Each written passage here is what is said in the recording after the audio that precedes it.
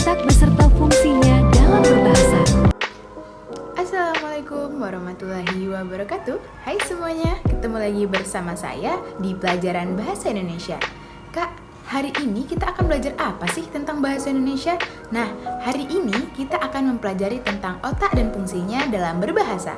Nah, teman-teman sudah penasaran nih, apa sih yang akan kita bahas dalam pelajaran hari ini? Yuk simak videonya lebih lanjut.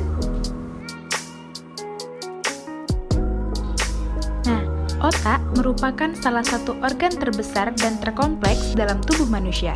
Bayangkan saja, organ satu ini terdiri dari 100 miliar lebih sel saraf yang saling berkaitan untuk menghubungkan otak dan seluruh tubuh. Otak terdiri dari beberapa bagian dan setiap bagiannya memiliki fungsi yang berbeda-beda. Fungsi otak berdasarkan bagian-bagiannya. Yang pertama ada otak besar. Sesuai dengan namanya, otak besar merupakan bagian terbesar dari otak dan terdiri dari beberapa bagian atau lobus yang memiliki fungsi, yaitu yang pertama, lobus frontal, berperan sebagai pengambil keputusan, mengatur konsentrasi, hingga mengendalikan emosi dan pergerakan tubuh.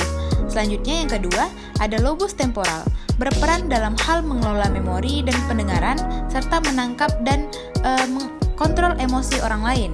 Selanjutnya ada lobus parietal, berfungsi untuk mengatur, menetralisir informasi dan bagian otak lainnya dengan mengendalikan panca indera.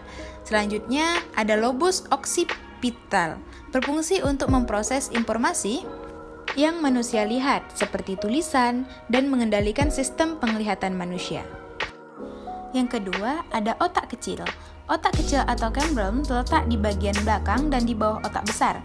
Meski ukurannya lebih kecil dari otak besar, fungsi otak kecil juga tidak kalah pentingnya. Fungsi otak kecil adalah mengontrol keseimbangan, pergerakan, dan koordinasi tubuh. Berkat bagian otak ini, seseorang bisa berdiri tegak, berjalan dengan seimbang, dan bergerak dengan lincah. Nah, yang ketiga, ada batang otak. Batang otak berada di depan otak kecil dan di bawah otak besar. Bagaimana menghubungkan otak dengan sumsum tulang belakang? Batang otak terbagi menjadi beberapa bagian dengan berfungsi yang berada di setiap bagiannya, yaitu yang pertama, otak tengah, berfungsi untuk mengendalikan gerakan mata dan memproses informasi yang diperoleh secara audio maupun visual. Yang kedua, ada pons, terdiri dari sekumpulan saraf yang mengendalikan gerakan wajah, mengirimkan informasi sensoris, merangsang pernapasan, dan mengendalikan siklus tidur. Yang ketiga, ada medula, bertugas untuk mengendalikan fungsi jantung dan paru-paru seperti detak jantung, tekanan darah, dan pernapasan. Nah, setelah batang otak, di sini ada diencephalon. Diencephalon berada di dasar otak dan memiliki 3 bagian, yaitu yang pertama, talamus, bertanggung jawab terhadap memori, siklus tidur, dan kesadaran, serta meneruskan dan mengirimkan informasi ke sistem tubuh lain.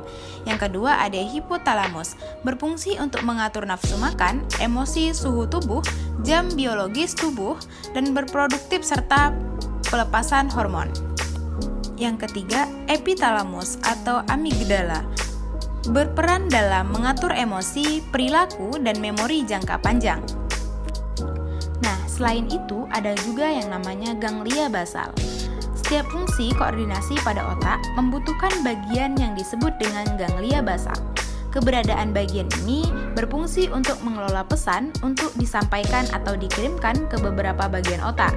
Ganglia basal sendiri merupakan struktur yang mengelilingi sebagian dari talamus di otak. Otak bisa saja mengalami kerusakan yang mengakibatkan fungsi otak terganggu.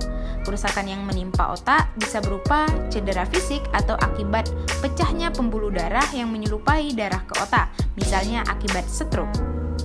Nah, apa sih hubungan otak dengan berbahasa? Hubungan bahasa dan pikiran serta otak dapat kita lihat dari fungsi bagian otak besar, yaitu otaklah bagian penting dalam berbahasa. Otak besar memiliki bagian penting bernama cortex cerebral. Bagian kiri yang memiliki fungsi mengendalikan saat berbahasa, baik menyampaikan maupun mengendalikan. Bagian yang lain yaitu motor primer yang memiliki fungsi mengatur gerakan tubuh termasuk lidah ataupun rahang. Nah, bagaimana nih? Teman-teman sudah mengerti terkait pembelajaran kita hari ini?